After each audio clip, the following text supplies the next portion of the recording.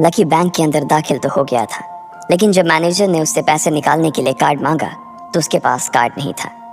उसकी फटेहाल हालत देखकर पहले ही मैनेजर को गुस्सा आ रहा था और उसमें लकी ने ये डिमांड रख दी थी कि वो फिंगरप्रिंट से पैसे निकलवाना चाहता था।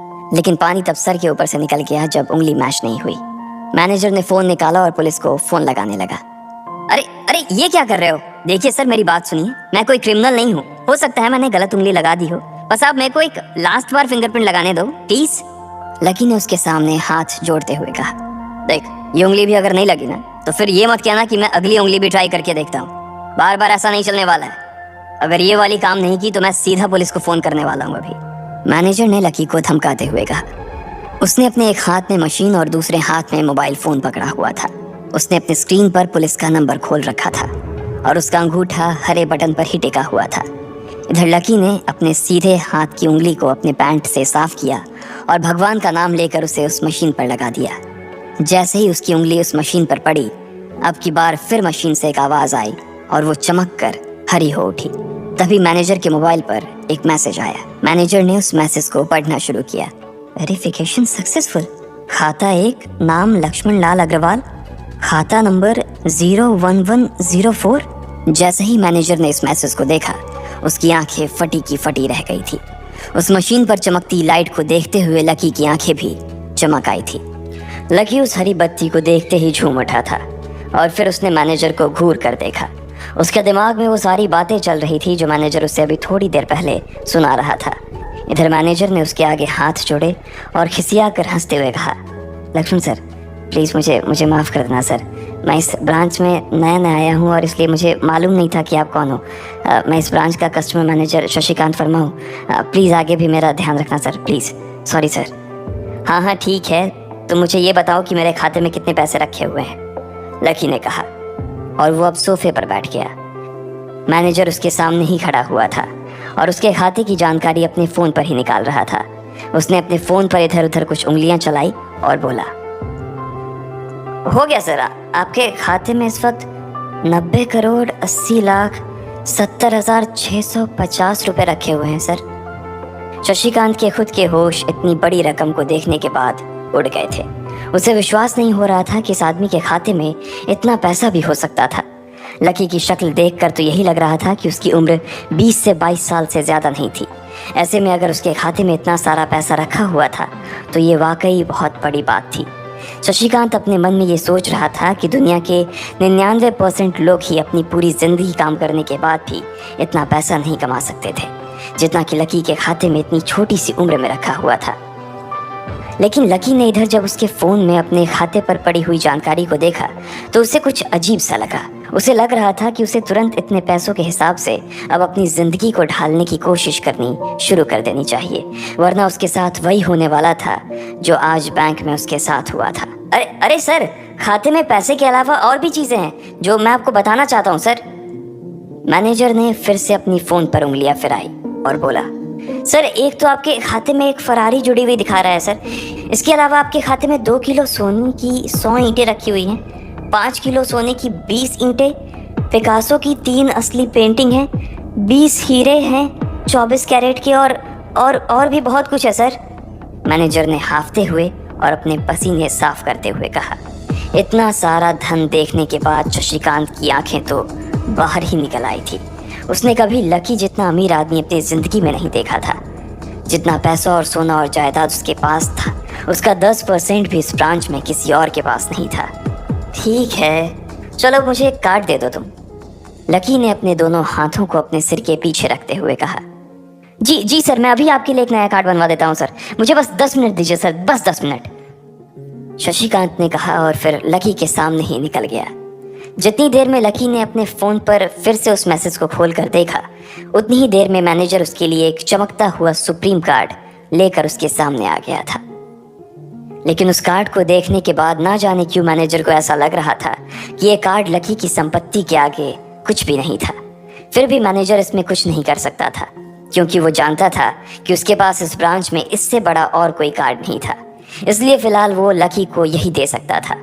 उसने उस कार्ड पर लकी का पूरा नाम लक्ष्मण लाल अग्रवाल गुदवा दिया था। लीजिए सर आपका कार्ड, पासवर्ड वगैरह सर आपको ईमेल पे मिल जाएगा। शशिकांत ने मुस्कुराते हुए कहा और वो लकी के सामने हाथ बांधकर खड़ा हो गया। इधर लकी ने उस कार्ड को उलट पलट कर देखा और फिर अपनी जगह से खड़ा होकर वो बाहर निकलने लगा। शशिकांत का मन तो यही कर रहा था कि वो उसे दरवाजे तक छोड़ने जाए, लेकिन उसकी ड्यूटी इसी ऑफिस में थी और वो किसी को बाहर छोड़ने नहीं जा सकता था। फिर भी वो लकी के लिए दरवाजा खोलने के लिए आगे आ गया था। इधर यास्मीन अपने कैबिन में अपना सिर पकड़े हुए बैठी थी। उसे समझ नहीं आ रहा था कि आखिर अंदर चल क्या रहा था। एक पल को तो उसे लगा कि लकी पागल नहीं बल्कि बदमाश था कोई, और उसने शशिकांत को बंदी बना लिया था। लेकिन जब वो लकी के लिए कार्ड लाने के लिए अपने दफ्तर से बाहर आया तो यास्मीन को लगा कि कुछ गड़बड़ नहीं हुई थी। फिर ये इतनी जल्दी में कहाँ जा रहे हैं, उसने अपने आप से पूछा।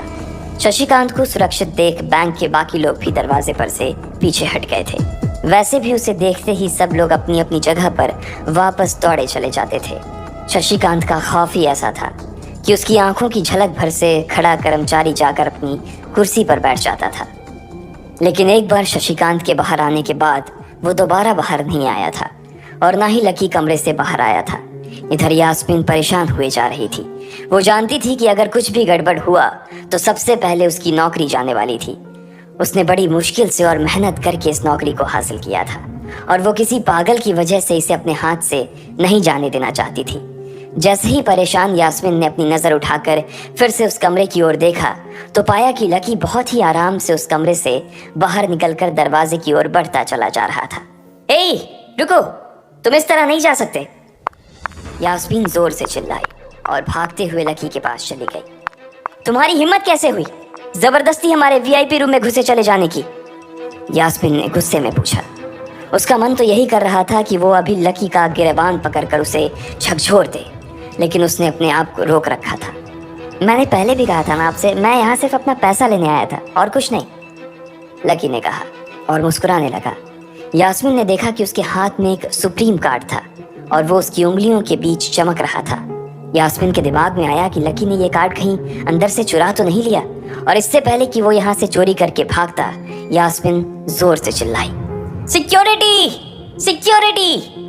उसकी आवाज को सुनते ही दो बंदूक वाले गार्ड भागे भागे यास्मीन के पास आ गए। ये चोरी करके भाग रहा है, पकड़ो इसे। लकी ने जब यास्मीन के मुंह से ये बात सुनी तो उसके कान खड़े हो गए। इससे पहले कि वो वहां से अपनी जान बचाकर भाग पाता, सिक्योरिटी वालों ने उसे धर दबोच लिया था और फिर उसकी जेब टटोलने लगे थे।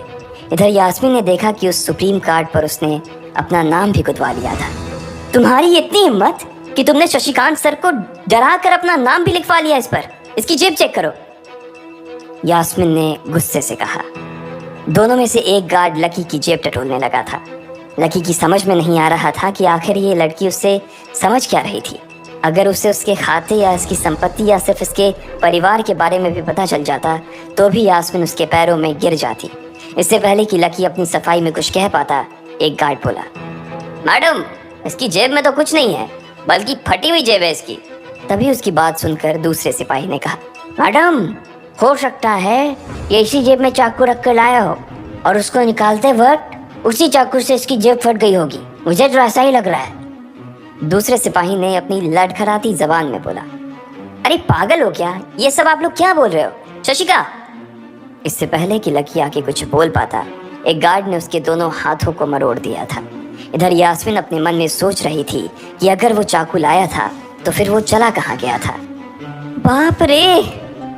अचानक से यास्मीन की आंखें बड़ी सी हो गई थी। उसे लगा कि लकी ने उस चाकू से शशिकांत का खून कर दिया था। यास्मीन ने तुरंत अपना फोन निकाला और पुलिस को फोन मिलाते हुए कहा, हेलो पुलिस स्टेशन, मैं न्यू सिटी बैंक से बोल रही हूँ। हमारे बैंक में एक सनकी चोर घुस आया है और उसने हमारे कस्टमर मैनेजर का खून कर दिया है, आप प्लीज जल्दी आ जाइए सर, यास्मीन ने घबराते हुए कहा और फोन रख दिया। तब तक दोनों गार्ड ने लकी को नीचे घुटनों के बल बैठा दिया था और उसके सिर पर बंदूक तान दी थी। जैसे ही बाकी लोगों ने भी अपनी आंखों के सामने ये मंजर देखा तो वो सब लोग भी लकी के आसपास घेरा बनाकर खड़े हो गए। अंदर बैठे मैनेजर ने जब इस हलचल को देखा तो वो भी अपना सारा सिस्टम बंद करके बाहर आ गया। अरे क्या हो रहा है ये सब, उसने जोर से आवाज देते हुए पूछा। जैसे ही सब लोगों ने उसकी आवाज सुनी तो वो चौंक गए और शशिकांत वर्मा की ओर देखने लगे। देखने वालों में यास्मीन भी शामिल थी और उसने देखा कि उसका मैनेजर तो जिंदा है और सही सलामत उसकी आंखों के सामने खड़ा था। सर, आप जिंदा हैं? यास्मीन ने खुशी और आश्चर्य भरे भाव के साथ शशिकांत की ओर देखते हुए कहा, लेकिन अगले ही पल उसकी खुशी की जगह दुख ने ले ली थी। उसे एहसास हो रहा था कि आखिर उसने कितनी बड़ी गलती कर दी थी। यास्मीन ने अपनी ही जुबान काट ली थी और उसके जले पर नमक छिड़का शशिकांत ने। उसने कहा, मैं क्यों इतनी जल्दी मरने लगा और तुमने ये सब क्या तमाशा लगा रखा है? उसने कहा और फिर उस भीड़ की ओर बढ़ने लगा। जैसे ही वो आगे आया उसने देखा कि उन लोगों ने लकी को गन पॉइंट पर बैठा रखा है। अरे किसने किया ये? शशिकांत तुरंत लकी की ओर दौड़ा और उसने उसके पास खड़े दोनों गार्ड्स को हटा दिया। फिर लकी को उठाने के लिए उसने अपना हाथ उसकी ओर बढ़ा दिया और बोला, sir I am really sorry sir, इस बेवकूफ़ी के लिए मैं आपसे माफ़ी मांगता हूँ sir, I am really sorry sir. Shashikant उसके पैरों में ही गिरने को हो गया था। लकी उसका हाथ पकड़कर खड़ा हुआ और फिर यास्मीन की ओर घूरने लगा। आप पूछ रहे थे ना कि किसने किया? इसने किया है ये, और इसने सिर्फ इतना ही नहीं किया बल्कि इसने पुलिस को भी बुला लिया है। इसे लग रहा है कि मैं कोई क्रिमिनल हूँ जिसने आपका खून कर दिया है और आपसे ये कार्ड चुरा कर भाग रहा हूँ, ये कार्ड जो आपने मुझे दिया है। लकी ने यास्मीन की ओर उंगली दिखाते हुए गुस्से में कहा। अचानक ही सब लोग थोड़ा पीछे हटकर यास्मीन को देखने लगे थे। यास्मीन घबराई हुई सी फर्श पर तो कभी छत को देखे जा रही थी। यास्मीन, जो मैं सुन रहा हूँ क्या वो सच है? शशिकांत ने यास्मीन को घूरते हुए गुस्से में पूछा। उसकी आंखों में छुपे गुस्से को यास्मीन बर्दाश्त नहीं कर पा रही थी, इसलिए उसकी ना तो लकी से और ना ही शशिकांत से नजर मिलाने की हिम्मत हो रही थी। फिर भी वो जानती थी कि उसका चुप रहना इस वक्त उसके लिए बहुत खतरनाक हो सकता था, इसलिए उसने कहा, सर ये सब मेरी गलती है सर, ये मेरी बहुत बड़ी मिसअंडरस्टैंडिंग है सर। मुझे लगा कि ये ज़बरदस्ती अंदर घुस आया है और इसने आपके ऊपर हमला करके आपसे ज़बरदस्ती ये कार्ड बनवा लिया है और फिर आपको मार दिया है सर। यास्मीन ने घबराते हुए कहा। उसकी डरी सहमी सी आंखों में अब आंसू ही आ गए थे। मैनेजर ने जब उसकी ये बात सुनी तो उसने अपना सिर पकड़ लिया। यास्मीन जैसी समझदार लड़की इतनी बड़ी भूल कैसे कर सकती थी? उसने लकी को पहचाना ही नहीं था। खैर, मैनेजर को लगा कि इसमें उसकी कोई गलती नहीं थी। जब वो खुद लकी को नहीं पहचान पाया था तो फिर यास्मीन कैसे पहचान पाती? इसलिए उसने सोचा कि सबके सामने उसे कुछ कहने से अच्छा था कि वो यास्मीन को एक कोने में ले जाकर लकी की सच्चाई बताए। शशिकांत ने उसका हाथ पकड़ा और उसे खींचकर अपने साथ खंबे के पास ले गया और बोला, तुम्हें मालूम है ये कौन है? अरे ये लक्ष्मण अग्रवाल है, लक्ष्मण अग्रवाल खानदान का वारिस। तुम्हें पता है ना कि अग्रवाल खानदान का खाता हमारे बैंक की जितनी भी शाखाएं हैं उसमें सबसे बड़ा खाता है। यास्मीन ने जैसे ही ये नाम सुना उसके पैरों के नीचे से जमीन खिसक गई थी। वो जानती थी कि अगर न्यू सिटी बैंक इतनी ऊंचाइयों पर पहुंचा था तो उसके पीछे अग्रवाल खानदान का सबसे बड़ा हाथ था। इस बात का जिक्र उससे तब भी किया गया था जब उसने नौकरी ज्वाइन की थी। तुम्हें पता है इस लड़के के नाम पे कितनी प्रॉपर्टी है? ये अपने दम पर ना इस पूरे एरिया को खरीद सकता है, शशिकांत ने यास्मीन से कहा। यास्मीन जैसे जैसे लकी को देखी जा रही थी वो बड़ी बड़ी आंखों से उसे घूरे जा रही थी। लकी कभी उन दोनों को देख रहा था तो कभी अपने आसपास खड़े लोगों को देख रहा था। अब सबसे पहले तो पुलिस को फोन करो और उनसे कहो कि हमसे गलती हो गई थी, और उसके बाद जाकर तुम उनसे भी माफी मांगो, और अगर उन्होंने तुम्हें माफ कर दिया तो तुम्हारी किस्मत, वरना समझ लेना कि तुम्हारी नौकरी चली गई, शशिकांत ने कहा और दौड़कर लकी के पास जाकर खड़ा हो गया। इधर यास्मीन अभी भी वहीं पर खड़ी थी। अभी अभी जो शशिकांत उसे बता कर गया था वो यास्मीन पचा नहीं पा रही थी। उसे लग रहा था कि इसमें उसकी कोई गलती नहीं थी, लेकिन कोई उसकी सुनने वाला नहीं था। बैंक उस छोटी सी मैनेजर के चक्कर में अपने सबसे बड़े कस्टमर को छोड़ने वाला तो नहीं था। अब मेरे पास और कोई रास्ता नहीं बचा है, यास्मीन ने निराश होते हुए अपने आप से कहा, और फिर अपनी जेब से फ़ोन निकालकर पुलिस थाने में फ़ोन लगाया। जैसे ही यास्मीन ने पुलिस वालों से ये कहा कि उससे गलती हो गई और जिसे वो बदमाश समझ रही थी असल में वो बदमाश नहीं बल्कि शहर के सबसे बड़े रईस का बेटा था, तो उधर से आवाज़ आई, मैडम सॉरी, लेकिन अब तो गाड़ी निकल गई है, वहाँ पहुँचती होगी। अब आपको जो भी कहना है इंस्पेक्टर साहब से कह देना। और उस पुलिस वाले ने फ़ोन काट दिया। मर गए, यास्मीन ने अपने आप से निराश होते हुए कहा। उसके हाथ थर थर काँप रहे थे। उसे समझ नहीं आ रहा था कि अब वो क्या करे। अब उसके पास लकी से माफ़ी मांगने के अलावा और कोई चारा नहीं बचा था। लेकिन अगर लकी सर ने मुझे माफ़ नहीं किया और उल्टा मेरे ऊपर डिफेमेशन का चार्ज लगा दिया तो, यास्मीन ने अपने आप से कहा। और वो अब और भी ज्यादा घबरा गई थी। उसने देखा कि लकी उसे घूर कर देख रहा था। शशिकांत पूरी कोशिश कर रहा था कि वो लकी को शांत करवा सके, लेकिन लकी वहां से हिलने का नाम तक नहीं ले रहा था। यास्मीन उसके पास पहुंच गई थी। वैसे तो वो जानती थी कि उसे माफी मांगने से उसकी किस्मत बदलने वाली तो थी नहीं, फिर भी उसने एक बार कोशिश करनी चाहिए और लकी से कहा, सर मैं आपको गलत समझ रही थी सर। एक्चुअली आपके। यास्मीन ने उसके कपड़े को देखा और एक सांस लेते हुए आगे बोली, सर प्लीज मुझे माफ कर दीजिए सर, मेरी इंटेंशन आपको हर्ट करने की बिल्कुल भी नहीं थी। मैं तो जो कुछ कर रही थी बैंक की सेफ्टी के लिए कर रही थी सर। यास्मीन ने गिड़गिड़ाते हुए कहा और नीचे देखने लगी। इट्स ओके, कोई बात नहीं है, लकी ने कहा और उसके हाथ से अपना सुप्रीम कार्ड लेकर निकल गया। यास्मीन को अपने कानों पर तो विश्वास ही नहीं हो रहा था। वो मान ही नहीं पा रही थी कि लकी ने उसे माफ कर दिया था। उधर लकी को अपने आप पर विश्वास नहीं हो रहा था कि वो रातों रात इतना अमीर हो गया था। आखिर लकी इतने पैसों का क्या करने वाला था? क्या उसके खाते की बैलेंस की तरह वो भी रातों रात बदल जाता? ये पैसा उसकी जिंदगी को क्या दिशा देने वाले थे? इन सारे सवालों के जवाब अगर आप जानते हैं तो कमेंट बॉक्स में हमें भी बताएं, और आगे की कहानी जानने के लिए हमारे साथ सुनते रहें लखपति सिर्फ पॉकेट एफएम पर। लकी न्यू सिटी बैंक से अपना सुप्रीम कार्ड लेकर निकल रहा था। असल में उसे क्लास में जाने में देर हो रही थी, इसलिए वो बिना यास्मीन से कुछ कहे या उसे सबक सिखाए वहां से निकल गया था। लकी दिल्ली यूनिवर्सिटी के ही एक कॉलेज में पढ़ता था। जैसे ही वो कॉलेज के अंदर दाखिल हुआ, उसके पैर एक कीचड़ से भरे गड्ढे में पड़ गए। ओह शिट, उसने अपने आप से कहा और अपने जूतों को पास की सड़क पर साफ करने लगा। वो कॉलेज एडमिनिस्ट्रेशन के दफ्तर की ओर देखकर उसे कोस रहा था। कॉलेज की सड़कों पर इतने सारे गड्ढे हो गए थे, लेकिन वो लोग एक भी गड्ढा नहीं भरवा रहे थे। जब भी लकी इस चीज़ की कंप्लेन करने के लिए वहां जाता तो वो इसे ये कह देते कि फंड ही नहीं है। उसने जैसे तैसे अपना जूता तो साफ कर लिया था, लेकिन वो अपनी पैंट पर लगे कीचड़ के दाग को साफ नहीं कर पाया था। वो बाथरूम की ओर जा पाता, इतने में क्लास की घंटी बज गई। वो भागते हुए क्लास में पहुंचा। उसने दरवाजे के बाहर से ही देखा कि प्रोफेसर कमलनाथ मिश्रा पोडियम पर आ गए थे और उन्होंने आज के लेक्चर की शुरुआत भी कर दी थी। जैसे ही उनकी नज़र बाहर खड़े लकी पर पड़ी तो उनकी आंखें निराशा से भर आई। इधर लकी का सिर भी शर्म से झुक गया था और उसे अंदर ही अंदर बुरा लग रहा था। कॉलेज में जितने भी प्रोफेसर थे उनमें से कमलनाथ जी को लकी सबसे ज़्यादा पसंद करता था। बाकी प्रोफेसर ये बात जानते थे कि लकी पढ़ाई के साथ साथ जॉब भी करता था, इसलिए उसका पढ़ाई में ध्यान नहीं था, इसलिए वो भी लकी के ऊपर ज़्यादा ध्यान नहीं देते थे। कुछ लोग तो पूरी क्लास के सामने उसका मजाक भी उड़ाते थे, लेकिन सिर्फ कमलनाथ जी ही ऐसे प्रोफेसर थे जो उसके साथ बराबरी का व्यवहार करते थे। लकी बिना कुछ कहे वैसे ही अपना सिर नीचे झुकाए क्लास में दाखिल हो गया। जैसे ही उसके पैर क्लास में पड़े, सभी लोग उसकी ओर देखने लगे। अबे ये फटीचर कब से लेट आने लगा? सूरज पश्चिम से उग सकता है, लेकिन ये कभी लेट नहीं हो सकता। आज क्या हो गया इसे? एक लड़के ने लकी को चढ़ाते हुए कहा। अबे यार इसकी पैंट तो देख कितनी गंदी है। भाई क्लास में लड़कियां भी होती हैं, कम से कम कपड़े तो ढंग से पहन के आ यार। दूसरे लड़के ने कहा और उसकी ये बात सुनकर उसके पास बैठी लड़की हंसती और बोली, अरे कहाँ से पहन कर आता? कपड़े के लिए तो पैसे हैं नहीं इसके पास, एक ये कपड़ा है इसके पास, बहुत है इसके लिए। क्लास में बैठे सभी लोगों ने लकी के ऊपर फफ्तियां कसनी शुरू कर दी थी। हर कोई उसके ऊपर कुछ न कुछ कहे जा रहा था। ऐसा नहीं था कि लकी ये सब आज ही सुन रहा था।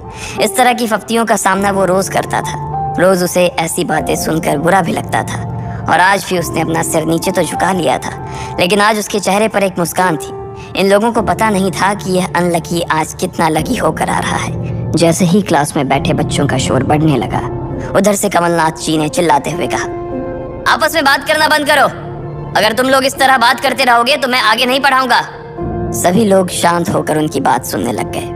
तब तक लकी भी अपनी कुर्सी पर जाकर बैठ गया था। कमलनाथ जी ने फिर से पढ़ाना शुरू किया और पढ़ाते पढ़ाते ना जाने क्यों उनकी नजर बार बार लकी की ओर जा रही थी। लकी को समझ नहीं आ रहा था कि कमलनाथ जी ऐसा जानबूझकर कर रहे थे। उनकी आंखों को देखकर ऐसा लग रहा था कि उनमें लकी के लिए ढेर सारा गुस्सा भरा हुआ था। उसे ऐसा लग रहा था कि शायद वो अपने प्रोफेसर की उम्मीदों पर खरा नहीं उतर रहा था। थोड़ी ही देर में कमलनाथ जी की क्लास खत्म हो गई। बच्चों आज की क्लास यही खत्म होती है। कल आप सबको क्या काम करके लाना है वो मैंने यहाँ लिख दिया है।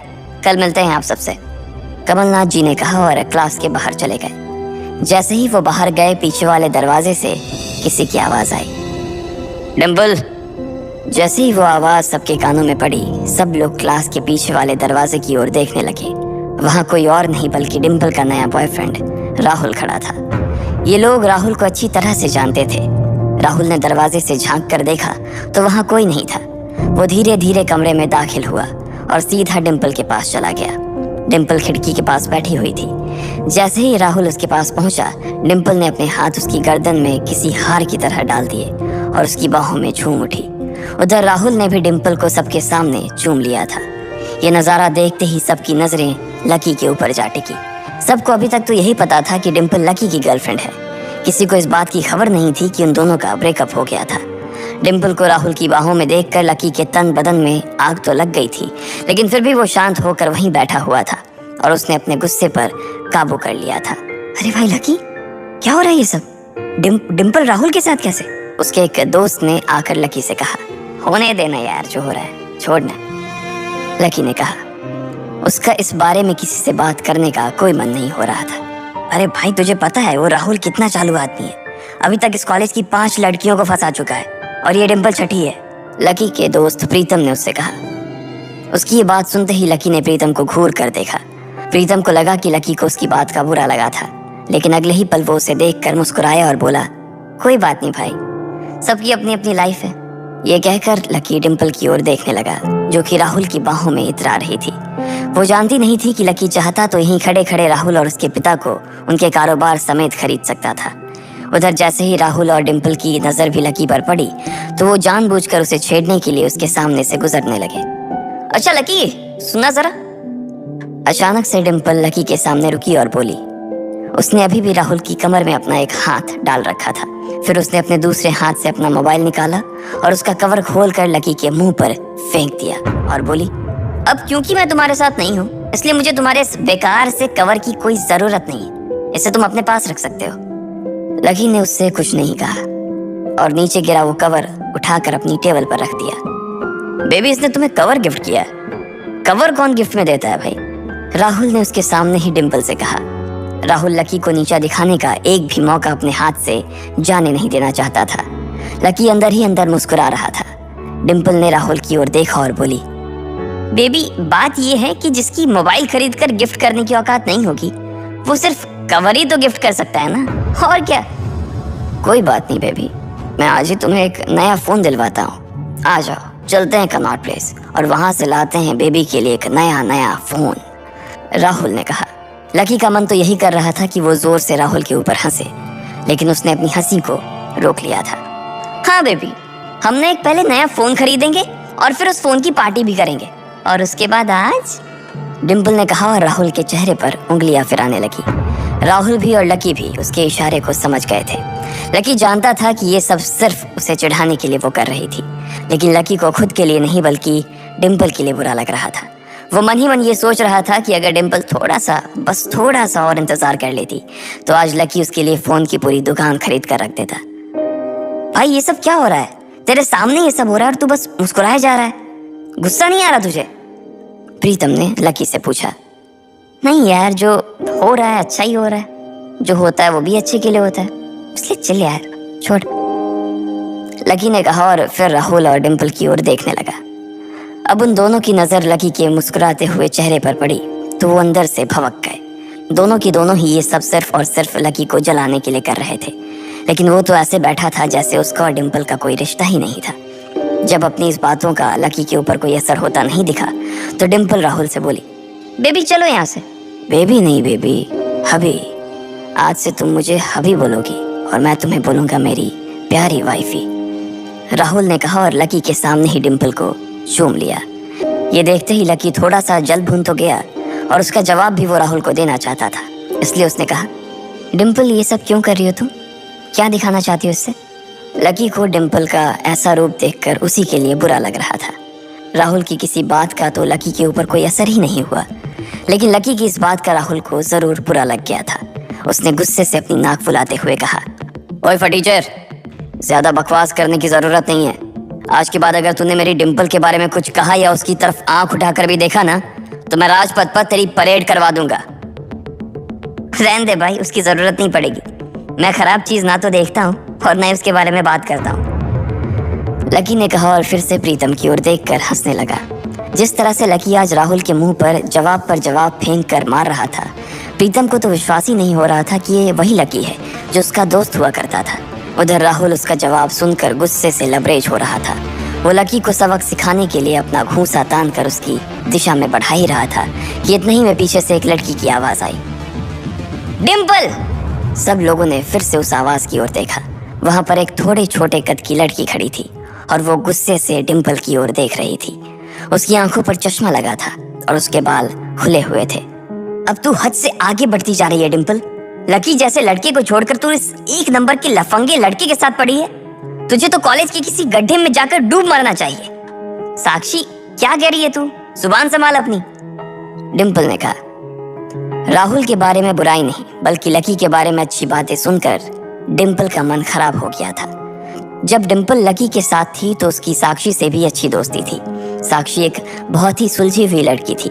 जब भी डिम्पल और लकी के बीच किसी बात को लेकर झगड़ा होता तो डिम्पल उसे सुलझाने के लिए अक्सर साक्षी की ही मदद लेती थी।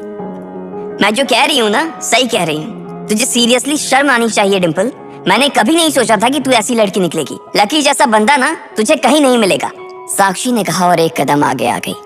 इधर लकी ने देखा कि साक्षी की बात सुनते ही राहुल के कान खड़े हो गए थे, लेकिन वो सच बोल रही थी इसलिए राहुल भी कुछ नहीं कर सकता था। साक्षी लकी के पास आकर खड़ी हुई और बोली, तू इतनी जल्दी कैसे भूल गई यार? लकी तेरे लिए हर टफ टाइम में खड़ा रहा था। जब भी तू बीमार होती थी और तेरे खड़े होने की भी हालत नहीं होती थी तो बेचारा तेरे लिए खाना बनाता था, तेरे कपड़े धोता था और तो और तेरे लिए दवाई तक लेके आता था। तुझे याद है ना जब हम हिमाचल घूमने गए थे और तेरे पैर में मोच आ गई थी तो ये बेचारा अपनी नौकरी छोड़कर भागा भागा रात में हमारे पास आ गया था। इतना प्यार किया इसने तुझसे और तू इसे छोड़कर जा रही है, साक्षी ने कहा। अपने लिए साक्षी के मुंह से इतना सब कुछ सुन लेने के बाद लकी ने अपनी गर्दन नीचे झुका ली थी। उसे डिम्पल के साथ बिताए वो सारे लम्हे याद आ रहे थे। वो डिम्पल के ऊपर जान छिड़कता था। उसका बस चलता तो वो डिम्पल को अपनी हथेलियों पर लेकर घूमता। भले ही उस वक्त उसके पास पैसे नहीं थे, लेकिन वो फिर भी डिम्पल की छोटी सी छोटी डिमांड को पूरा करने के लिए अपनी जान लगा देता था। जो कवर डिम्पल ने उसके मुंह पर फेंक कर मारा था, वो कवर को खरीदने के लिए लकी ने 3 दिन तक ओवर टाइम किया था। लकी को जैसे ही ये सब याद आया, उसकी पलकों की कोरे भींग गई थी। इधर साक्षी की बात पूरी नहीं हुई थी। उसने आगे कहा, अरे ये लकी अपनी छोटी सी सैलरी में से भी रोज तेरे गोलगप्पे के लिए पैसे निकाल लेता था। तुझे नहीं पता है, मुझे पता है कि आज भी एक बाइक खरीदने के लिए बंदा तेरे लिए पैसे जुटा रहा था। रोज दाल और रोटी खा रहा है सिर्फ इसलिए ताकि तुझे बाइक पर घुमा सके, और तू ऐसे आदमी को नीचा दिखाने की कोशिश कर रही है। ये सब सुनकर डिम्पल का चेहरा ही बुझ गया था। उसे भी साक्षी की कही बातें दिल पर लग रही थी, लेकिन इस वक्त वो राहुल के साथ थी और उसका हाथ राहुल की कमर में था। वो चाह कर भी राहुल के खिलाफ ना तो कुछ बोल सकती थी और ना ही कुछ सुन सकती थी। इसलिए उसने अपने बचाव में कहा, हाँ तो ये तो इसका प्रॉब्लम है ना। मैंने इससे पहले ही कहा था कि ये मेरा प्यार अफोर्ड नहीं कर पाएगा, तो फिर ये मेरे साथ इतना आगे क्यों बढ़ा? आज अगर मैं चीज सैंडविच खा सकती हूँ तो फिर मैं बिना घी वाली रोटी क्यों खाऊं? लकी डिम्पल की ये बात सब सुन रहा था और उससे पहले कि वो कुछ जवाब देता, अचानक ही उसका फोन बज उठा।